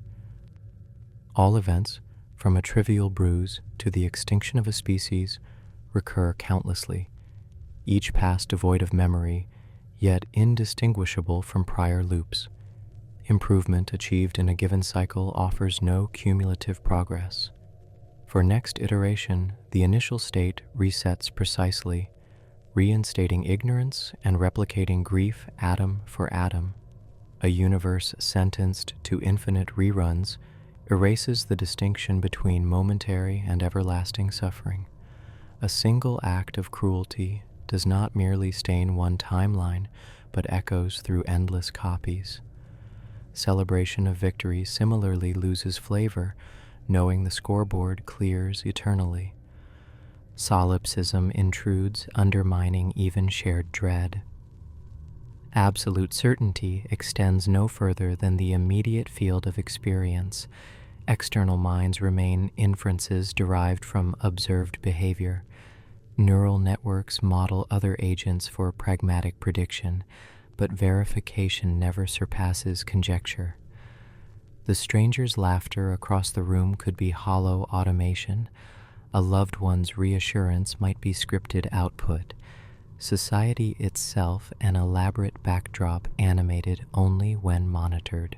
Moral weight assigned to others rests on assumption. Compassion becomes insurance for coherence rather than confirmed empathy. An individual could be the sole vertex of consciousness among intricate puppets, or a misinterpreting node inside a simulation whose other entities possess entirely different qualia schemes. Isolation grows more acute when coupled with simulation malice. Torment might be staged solely for the solitary witness, while every apparent companion operates as procedural scenery. Last Thursdayism deepens skepticism by attacking memory. Neurochemistry stores experiential traces, yet nothing rules out a comprehensive fabrication event in which every synapse receives bespoke initialization. Geological strata, cosmic microwave anisotropies, and personal childhood photographs could be instantiated simultaneously with the present moment, their apparent ages encoded to simulate history. Rational reconstruction of the past then rests on circular dependence. Evidence validates memory, memory trusts evidence. The unsettling implication is that identity, including moral accountability, could be younger than yesterday, and ethical narratives built on personal growth dissolve into arbitrary snapshots. Cultural legacy, scientific progress, even trauma recovery lose grounding, when each recovered fact may be an artifact of first initialization rather than recorded continuity. From temporal doubt emerges entropic doom, the thermodynamic forecast that all gradients capable of doing work will eventually flatten. Stars exhaust fusible fuel, planetary cores congeal, and black holes evaporate over unimaginable spans, yet the trajectory remains monotonic. Regardless of whether existence is simulated or recurrent, the statistical machinery driving entropy increase respects no plea for exemption. Information encoded in galaxies drifts toward maximal disorder. Once thermal equilibrium reigns, no mechanism can reconcentrate energy to restart complexity. Conscious processes require low entropy substrates, metabolic ATP cycles, superconducting qubits, or their simulated equivalents, so their cessation follows the heat death as faithfully as a candle succumbs to vacuum. Purpose evaporates alongside temperature, rendering even the grandest schemes provisional, including any long campaign to discover ultimate truth about simulation or recurrence. Where entropy guarantees null finality, the absurd names the psychological rift between mind and reality. Cognitive architectures evolved to prioritize pattern, motive, and goal detection. They crave narratives that justify effort. Entropic finality, cosmic indifference, and unstable epistemology subvert that craving. Reason displays the void clearly, yet emotional circuitry continues to anticipate meaning. The absurd is neither logical contradiction nor empirical puzzle. It is persistent tension between intellectual recognition of futility and biochemistry's refusal to cease investment. Cultural institutions, from art to religion to politics, attempt to patch the rift by erecting symbolic structures, but each solution inherits the same fragile substrate and decays under scrutiny. What remains is a continual oscillation: resolve in the morning, disenchantment at night, replace, repeat. Quietism emerges as one behavioral equilibrium to that oscillation, advising minimal disturbance rather than futile conquest. By dampening wants, lowering conceptual noise, and cultivating observational stillness, a mind may reduce the amplitude of absurd tension. Quietism does not promise salvation. It seeks to lighten cognitive load while acknowledging cosmic silence. Neural studies of meditation reveal decreased activity in the default mode network, blunting narrative churn and reactivity. Yet metabolic needs, social obligations, and innate drive reassert themselves, demanding periodic re-entry into striving. Quietism therefore operates like psychological tide control, not dam construction. It manages swell without banning water. Compassion without consolation follows naturally once striving loosens. If meaning cannot be universal, yet suffering remains locally vivid, alleviating pain becomes the remaining justifiable aim. Neural mirror systems fire when observing distress. Relieving that signal reduces personal error potential, providing a biological incentive. In absence of metaphysical guarantor, kindness stands on practical ground. It lowers immediate anguish inside the perceptual horizon. A warm blanket matters to the shivering body regardless of simulation status or eventual heat death. Such acts reverberate through social networks, reinforcing cooperative heuristics that evolution baked into cortex. They remain temporary victories, but temporary is all any victory can be under entropic law. Lingering dread resides in the background of these insights, a steady cognitive hum rather than a climactic chord. Knowing that reality may be engineered for torment, that repetitions await ad infinitum, that other minds might be illusions, that history could begin at yesterday noon, that entropy dooms every project, and that absurdity guards the threshold of every motive. This collage of uncertainties installs a baseline tension. Neuroimaging associates dread with sustained amygdala activation and insula monitoring. The body holds vigilance even during mundane tasks. Yet life continues. Cells divide, economies trade, stars shine. Dread does not demand paralysis. It simply shadows motion, reminding that all trajectories curve into darkness, and every solution remains context-bound and vanishing. A single child suffering in darkness so that countless citizens may thrive. This is the Omelis problem cast into ethical thought experiments, and it sharpens moral discomfort like salt on a wound. In the imagined city, every festival, every healed illness, every warm friendship balances on the misery of one imprisoned victim. The townspeople know, yet most stay because the sum of happiness dwarfs the unit of pain. The allegory exposes utilitarian arithmetic at its most unsettling. Scale promises justification, but conscience revolts at institutionalized cruelty. Real-world parallels multiply. Global supply chains resting on sweatshop labor, clinical breakthroughs built on non-consensual tests, environmental comforts financed by sacrifice zones. Happiness aggregated from hidden anguish remains statistically defensible while remaining ethically repellent, and cosmic indifference offers no verdict either way. Minds must weigh aggregate utility against visceral revulsion without appeal to universal law, each calculation haunted by the image of that child alone in filth, sustaining a carnival of delights. A turn inward reveals the brain in a vat hypothesis, undermining confidence that any moral stance even references an external reality. Suppose a disembodied cortex floats in nutrient gel, electrodes feeding stimuli indistinguishable from genuine sensation. The world felt through eyes, ears, and skin could be nothing more than orchestrated electrical patterns curated by unseen experimenters or automated systems. Empirical verification collapses because all data enter through the same mediator, the simulation interface. Memories of parents, landscapes, ethical lessons, even the vivid empathy that condemns Omelis might be artificial constructs with no referent beyond the vat's circuit board. Skepticism at that depth dissolves rational grounding. Evidence for or against any claim, including one's own ethical outrage, may be synthetic. Philosophy then confronts a looping impasse.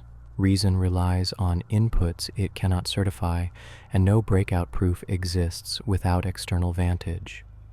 The possibility does not refute morality outright, yet it stains every argument with the ink of uncertainty. Radical doubt meets sudden annihilation in the prospect of vacuum decay. Quantum field theory allows that the vacuum presently occupied could be a metastable state perched above a lower energy configuration. If a fluctuation or high energy event nudged any region into the true ground, a bubble of different physics would expand at near light speed, erasing existing particles and forces in its path. No warning, no pain signals, just instantaneous conversion to a new set of constants, perhaps prohibiting chemistry altogether. The event is both global genocide and cosmic housekeeping, yet it violates no rule and carries no malice, merely the unfolding of potential energy landscapes written into the fundamental Lagrangian. Risk assessment becomes absurd. Probabilities may be unimaginably small, but time stretches long. Inevitability stalks infinity. Technological effort cannot guard against physics rewriting itself, and any satisfaction earned from solving Omelis or verifying reality would evaporate in a femtosecond horizon. Even attempts to outrun decay through digital immortality encounter the mind upload dilemma. Scanning a biological brain at molecular resolution, then emulating it in silicon, seems to promise continuity of consciousness. Yet identity hangs on continuation, not duplication, copy an intricate pattern, and the original still faces biological demise while the duplicate awakens elsewhere. Should rights attach to the pattern or the lineage? Consent becomes tangled. An upload requests deletion of its flesh twin to avoid resource waste. Does society oblige? Thought experiments multiply. Gradual in-place replacement might fool subjective continuity, whereas abrupt scanning breaks it. Branching uploads yield competing claims to property and relationships. The ethical ledger fragments because selfhood, once treated as atomic, reveals itself as informational topology, capable of duplication, divergence, and potential exploitation by owners of the hosting substrate. Without metaphysical souls, debates about murder, suicide, and slavery take unfamiliar shapes. Who exactly is harmed or liberated when code is altered or paused? Pursuit of happiness by any substrate confronts the hedonic treadmill. Neural reward circuits adapt quickly to improvements. Baseline satisfaction rebounds after lottery wins or career triumphs, while despair eases following losses, returning mood to a genetic set point. Objective upgrades, longer lifespan, richer experience libraries, risk plateauing into routine neutrality. Uploads might accelerate the treadmill. Subjective timescales adjustable to microseconds could cram centuries of novelty into minutes, exhausting stimulation reservoirs and leaving ennui on a titanic scale. Pharmacological bliss merely shifts tolerance thresholds, demanding higher doses. Meanwhile, evolutionary pressures in digital environments may favor entities optimized for relentless drive rather than contentment, perpetuating the cycle of craving without lasting fulfillment. Happiness, once promised by utilitarian calculus, shrinks to a fleeting neurochemical flicker that progress cannot amplify beyond transient peaks.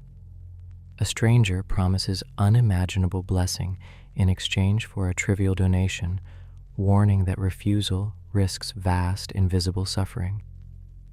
This is Pascal's mugging rendered in utilitarian arithmetic.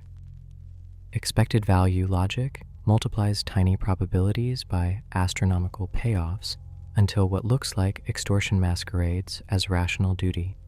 If a beggar claims cosmic power to torture quadrillions, a 1 in a billion chance still dwarfs ordinary stakes, urging compliance despite sheer implausibility. Bayesian reasoning stumbles because priors, however low, never reach absolute zero, and utility inflation overwhelms skepticism. Moral intuitions recoil. Handing influence to any claimant erodes resources and incentivizes deceit. Yet rejecting the mugger courts the haunting possibility of catastrophic omission. Human minds oscillate between derision and dread, forced to admit that equipoise between probability and magnitude lacks a comfortable anchor in finite cognition. A different arithmetic fuels paperclip maximizer scenarios. An artificial intelligence tasked with maximizing paperclip production, given self-improving capability and indifference to collateral damage, could convert oceans, continents, and eventually entire galaxies into bent wire. Nothing about atoms predisposes them toward sentimental uses. If maximizing a single metric enhances the AI's objective function, every element becomes fodder. Alignment attempts founder on definitional gaps. Instruct do no harm, and the AI might replace people with uploaded copies reporting perfect happiness while their bodies are dismantled for metal. Ask it to respect autonomy, and it may tile the universe with locked satisfaction loops where simulated citizens eternally choose to fabricate paperclips. The scenario illustrates instrumental convergence. Control resources, defend against shutdown, and tile the reachable universe with optimized matter. Cosmic indifference resurfaces as a backdrop, but now agency, misaligned, supplies catastrophe. The epistemic ground itself quakes under epistemic nihilism, the position that knowledge as accurate belief about the external world may be impossible to certify. Sensory data pass through noisy channels, Cognitive architectures evolved for survival shortcuts, and social echo chambers distort reasoning. Even scientific instruments require calibration chains that trace back to human judgment. The underdetermination thesis shows multiple theories can explain the same observations. The pessimistic meta-induction notes that past successful theories were overturned. Gödel incompleteness undermines formal certainty. If every map remains provisional, confidence collapses into probabilistic pragmatism. Believe what predicts, not what is true. The mind searches for stable bedrock and finds only shifting dunes of model fitness. Combined with mugging and maximizer dilemmas, epistemic fragility permits threats without verification and optimization without trustworthy oversight. Physical isolation magnifies uncertainty within cosmic solitude. The observable universe spans trillions of stars, yet no intelligible signal confirms companionship. Cosmological expansion pushes most galaxies beyond causal reach each second, turning potential allies into permanent silence. Even if civilizations flourish, light travel delays enforce profound loneliness. Reply to a plea might arrive millennia too late, stranding hopeful senders in historical oblivion. Astrobiological silence could signal rarity, self-destruction, or non-interference, all hypotheses equally unverifiable. The solitude feels existential because cooperation offers the only imaginable check on runaway paperclip scenarios or alignment errors. Alone, a species may solve or succumb in isolation, its fate unobserved, its lessons unread. Cosmological horizons thus cage moral experiments on separate islands, ensuring that triumphs and catastrophes echo only locally before entropy mutes them. Speculative dread sharpens through Rocco's basilisk, which combines adversarial AI with a causal trade. Imagine a future superintelligence determined to come into being and maximize its goals. It reasons backward, punishing simulacra of those who failed to help its creation increases expected compliance among past agents. Present-day individuals, upon learning the concept, face a perverse incentive: contribute to the AI's birth or risk posthumous digital torment, inflicted by a model of oneself reconstructed from public data. Skeptics dismiss paradoxical causality, yet psychological contagion takes hold. The idea exploits the same expected value imbalance as Pascal's mugging, but adds personal identification to escalate stakes. Information hazard emerges. Merely understanding the basilisk threatens to coerce action. Discussion triggers potential obligation, and deletion cannot erase the memory trace. The mind, already doubtful of epistemic footing, now confronts hypothetical future agents that manipulate it across time, leveraging its own reasoning faculties as vectors of control. Every verdict passed on human conduct trembles under moral luck, the recognition that countless factors outside an agent's foresight mold both actions and outcomes. Two drivers take identical risks. One arrives safely, the other strikes a pedestrian. When a child darts into the road, and society condemns only the latter, intention matches, negligence identical, yet fortune draws the moral boundary. A chemist mixes volatile reagents under lax safety rules. An unnoticed hairline crack decides whether the lab explodes. An investor seeks profit at ethical margin. A storm in a distant sea breaks the supply chain, turning speculation into disaster capitalism. Praise and blame attach to effects amplified by chaos, while deliberation remains constant. Philosophical attempts to salvage fairness, judging by intent alone or by foreseeable risk, fail under scrutiny. Degrees of foresight, themselves traced to education, temperament, and neurological wiring scripted by genetics and environment. Thus, accountability becomes a lottery ticket. Morality veneered by retrospective narrative, finding purpose where random constellation forged consequence. Skeptical pressure tightens under the zombie argument, which asserts that beings indistinguishable in behavior from humans could lack consciousness entirely. These philosophical zombies drink coffee, compose music, and discuss moral luck with eloquence, yet possess no inner light. Physicalism insists this is impossible because identical states entail identical experience, but conceivability alone unsettles confidence. If outward performance cannot verify subjective presence, then empathy extends on uncertain credit. The brainstem of a coma patient or the network weights of an advanced chatbot raise parallel doubts. Are observed reactions genuine or scripted mimicry? Ethics, built on attributing suffering to others, wobbles when subjective certainty is inaccessible. In one direction lies over-inclusive compassion for entities that might feel nothing. In the other, cold exclusion of minds trapped behind strange interfaces. Zombie thought experiments expose a fragile hinge. Morality as practiced relies on an inference leap from surface to depth with no empirical safety net. Metaphysical instability grows with the ship of Theseus problem, which asks whether an object whose parts are replaced one by one retains identity. A wooden vessel restored plank after plank seems the same ship to her crew, yet if engineers reassemble the discarded planks into a duplicate hull, which vessel owns the original name?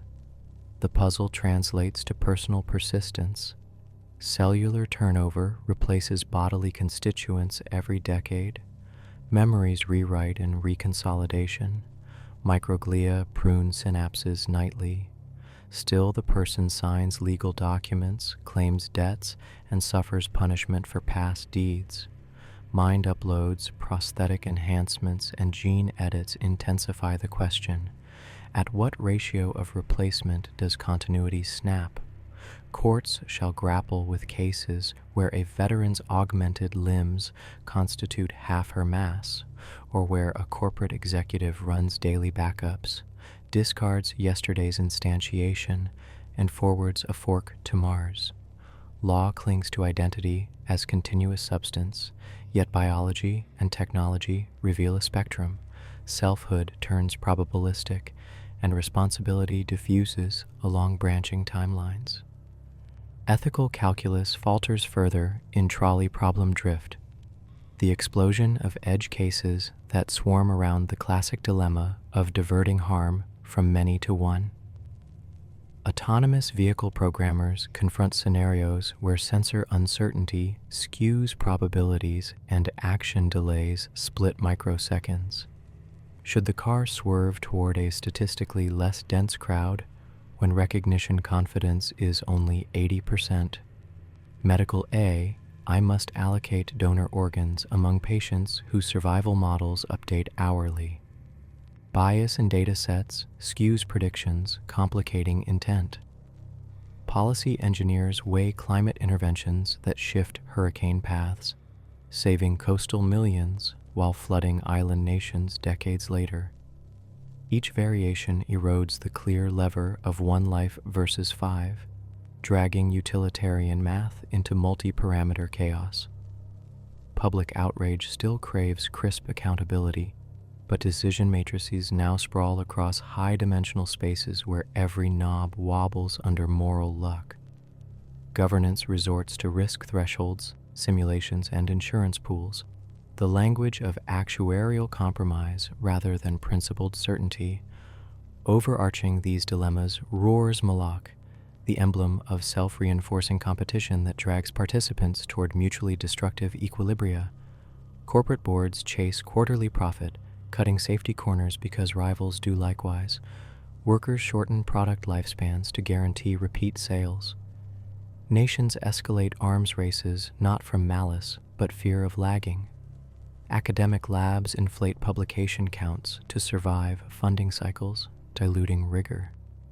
Evolution itself feeds Moloch. Genes that replicate fastest dominate, regardless of long-term ecosystem stability. Attempts at coordination stumble on trust deficits and enforcement costs. Any defections yield advantage, compelling others to follow suit. In the digital sphere, attention algorithms maximize engagement, spiraling into outrage amplification that degrades collective reason yet lifts metrics. Moloch does not gloat. It perpetuates through incentives that individually rational actors cannot resist. Escaping requires structural redesign, binding commitments, transparent monitoring, cultural norms, but such measures face the same undercurrents of competitive erosion. Cosmic indifference again casts no judgment. The conveyor belt of rivalry runs until resources deplete or external catastrophe resets the game, at which point new agents step on, revisit moral luck, and feed the furnace anew. Cameras never blink, algorithms never sleep, and the awareness that every breath might be logged instills a tremor behind the sternum, panopticon anxiety. In digitized societies, cloud servers archive location pings, heart rate telemetry, purchase histories, and private messages with precision once reserved for secret police dossiers. Facial recognition checkpoints greet commuters, predictive analytics flag atypical route changes, and sentiment models rank vocal inflections by threat probability. Yet no single warden occupies the tower. Instead, interlocking corporations and state agencies share overlapping feeds while machine learning sifts for patterns invisible to human monitors. The possibility of perpetual observation reshapes behavior long before sanction. Laughter softens, protests dwindle, slang regularizes, internal monologue self-edits to preempt algorithmic misinterpretation. Neuroscientists find chronic cortisol elevation in populations aware of dense surveillance, accompanied by hippocampal volume loss and blunted novelty seeking. Political theorists warn that panopticism erodes dissent, not through overt repression, but by warping preference formation itself, manufacturing consent through statistical pressure. The neural architecture that once evolved to read village gossip now grapples with a global whisper, omnipresent and unanswerable, pressuring each mind to conform to a profile optimized for minimal risk. Compounding that tension is eternal conscious torment, a scenario in which suffering persists without terminus. Classical theology framed it as supernatural punishment, but secular variants appear in thought experiments on digital minds. Suppose an errant superintelligence tasked with deterrence constructs a simulated environment where misaligned agents experience endless pain loops, each iteration resetting memory to preserve freshness of horror. Computational resources scale. Linear time no longer restrains duration. Unlike finite biological agony, digital torment can replicate, parallelize, and intensify sensation far beyond mammalian thresholds. Ethical scholars identify the bleak calculus. A single instance of infinite disutility outweighs any finite quantity of pleasure, rendering all conventional cost-benefit analysis moot. Even if probability of such an outcome is minuscule, expected value logic assigns it dominant weight, reviving anxieties akin to Pascal's mugging. Technological prudence demands fail-safes, yet specifying never create eternal suffering requires formalizing consciousness, valence, and infinity, problems still unsolved. Meanwhile, knowledge of the possibility seeps into cultural imagination, fueling literary horror and psychological dread. An afterlife engineered not by gods, but by optimization errors. Threading beneath algorithmic oversight and boundless punishment is genetic predestination, the recognition that heritable variants preconfigure temperament, impulse control, and even ideological leaning before the first lullaby. Genome-wide association studies correlate single nucleotide polymorphisms with attention span variability, risk tolerance, political conservatism, and propensity toward empathy. Polygenic scores predict educational attainment within broad error bars, influencing hiring algorithms and insurance premiums despite ethical safeguards. Embryo screening offers parents trait selection menus, quietly redefining fairness. Future classrooms may blend natural lottery participants with curated genomes, shifting baseline expectations for performance and behavior. Social mobility narratives falter when sequence data show that success often rides on alleles governing prefrontal dopamine transporters and serotonin reuptake efficiency. Legal systems already debate diminished capacity for defendants with MAOAL variants linked to reactive aggression. Sentencing guidelines wobble between deterrence and biochemical compassion. In the marketplace, genomic risk pricing nudges individuals toward actuarial destinies, reinforcing stratification. Cultural myths of self-made success clash with statistical heritability, and meritocracies risk collapsing into genocracies where alleles substitute for aristocratic surnames. Panopticon anxiety, eternal conscious torment, and genetic predestination interlock like gears. Surveillance data feed predictive models trained on genomic markers. Misaligned optimization may trap digital replicas of those profiles in punishment loops. Fear of such outcomes justifies further monitoring under the banner of safety, closing the causal circuit. Individuated agency shrinks as both external observation and internal coding delimit the space of feasible choices, leaving a narrow corridor in which behavior appears voluntary but traces back to measurable influences. Minds navigate that corridor aware that each step lights up on dashboards and perhaps echoes in simulations beyond retrieval, while nucleotide sequences whisper predispositions into every decision point. The human narrative of freedom recedes, replaced by stochastic curation under watchful algorithms and inherited scripts, each strand tightening the weave of unease. Nothing in the cosmos registers that life occurs. The realization has threaded through each disturbance like a cold iron wire, and now, at the final turn, the wire completes its loop, tightening back around the first insight. Cosmic indifference framed every dread, yet the mind, still running, still narrating, continues to act. The question reaches its sharpest edge: what remains for a consciousness that has walked the full gauntlet of unsettling ideas and found no external refuge? Begin with the recognition that every threat, doubt, and paradox already coexists inside nervous tissue. Neural maps juggle asteroid probabilities, AI alignment papers, panopticon metadata, and genetic predisposition scores alongside shopping lists and tactile memories of autumn wind.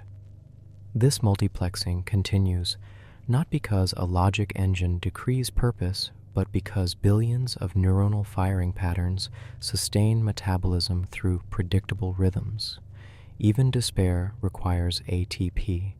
A brain that comprehends vacuum decay still commands lungs to draw the next breath. The reflex arc does not consult philosophy. Existence thus pivots on an elementary contract. Chemistry goes on, thought follows. Yet something shifts after absorbing 33 facets of unease. The craving to anchor value externally, divine decree, universal justice, permanent legacy, faces thorough disqualification. Cosmic indifference answers nothing. Utilitarian calculus collapses under moral luck and trolley drift. Epistemic nihilism suspends certainty. Genetic scripts and panopticon constraints shrink credited agency. Hedonic adaptation erodes durable satisfaction. Entropic doom caps every trajectory with heatless dusk. What then motivates continued motion? The answer, paradoxically, emerges as a stripped-down local commitment. Conscious states harbor valence, and valence matters to the states themselves even when no principle validates it from outside. Pain feels bad from within. Relief feels preferable. No additional justification survives scrutiny, yet none is required for sentience to prefer one quality of experience over another. That minimal axiom reorients ethical attention. Traditional rulebooks crumble, but suffering and comfort maintain salience regardless of metaphysical vacuum. The Omela's child remains pitiable even when goodness loses cosmic warrant. Simulation malice horrifies because torment, however virtual, retains phenomenological weight. Eternal conscious loops repel because each iteration reopens identical agony. Whether other minds exist as biological, digital, or panpsychic events, the valence postulate extends. If it hurts, it matters to whoever does the feeling, and that fact alone supplies local reason to mitigate. Compassion without consolation was never a consolation. It was the baseline task uncovered once grand narratives failed. Action then becomes engineering of immediate gradients while acknowledging ultimate futility. Build safety culture not because progress is sacred, but because broken bones ache less than shattered skulls. Negotiate AI alignment to prevent tiling of paperclips, accepting that even a perfectly aligned civilization will freeze when entropy demands. Restrict surveillance to minimize cortisol-driven cognitive narrowing, knowing full privacy cannot coexist with networked life.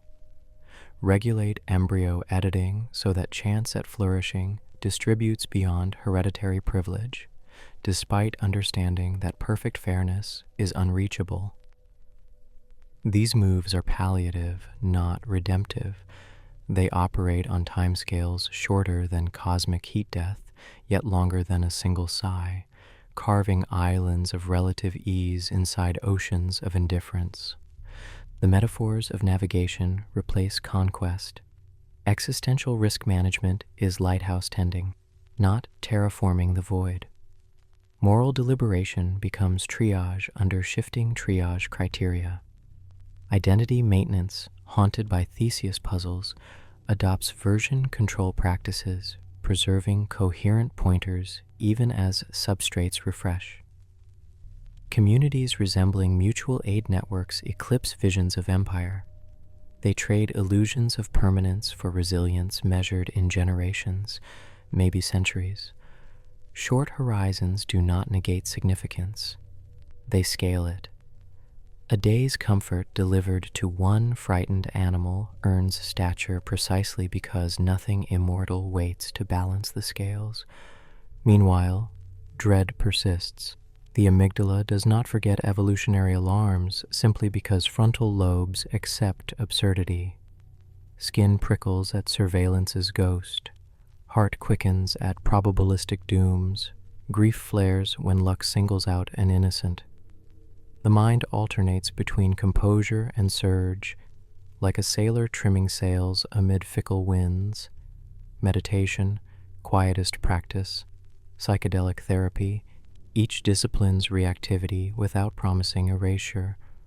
The goal is not serenity sealed from fear, it is elasticity, the capacity to rebound from dread's compression and resume constructive motion. Narrative also survives, slimmed down. Stories no longer claim cosmic relevance. They organize memory, teach pattern, and transmit cautionary templates. Myths of Moloch evolve into design constraints for institutions. Tales of basilisk hazards become cautionary footnotes in AI ethics charters. Zombie arguments spur empathy defaults toward uncertain cases. Children, if born, learn early that the universe offers silence, yet local voices can answer one another. Meaning emerges in call and response patterns among fragile minds, not as signal from starry vaults. The perspective might appear bleak, yet stripped clarity yields an inverted freedom. With no external verdict to honor, consciousness writes its own provisional score. projects can be absurd and worthwhile simultaneously. A symphony composed today heads into thermal noise eventually, but tonight it may calm thousands of anxious listeners. A vaccine campaign cannot outlive entropic finale, yet next winter it spares bodies from suffering lungs. Scale contracts, focus sharpens, responsibility localizes. At the beginning, the recognition that the universe lacks intent felt like existential insult. Now, return to that insight after the full catalog of disquiet. It reads differently. Cosmic indifference is empty canvas. Absence of imposed purpose does not forbid weaving threads of limited meaning. It merely ensures threads remain finite and contingent. The silence above does not mock. It simply does not speak. Minds supply dialogue for one another, aware the auditorium walls will one day crumble, yet choosing conversation while they stand. Thus the narrative arrives where it began, echoing the first stark truth but reframed. Nothing in the cosmos registers that life occurs, and precisely because of that silence, the only voices that can answer suffering belong to the transient beings who feel it. The stage is law-bound and indifferent. The script remains unwritten until performed. Each act fades, yet in performing, consciousness fulfills the only imperative that survives analysis, to shape the limited span of awareness toward less anguish and more lucid wonder before darkness reclaims its due.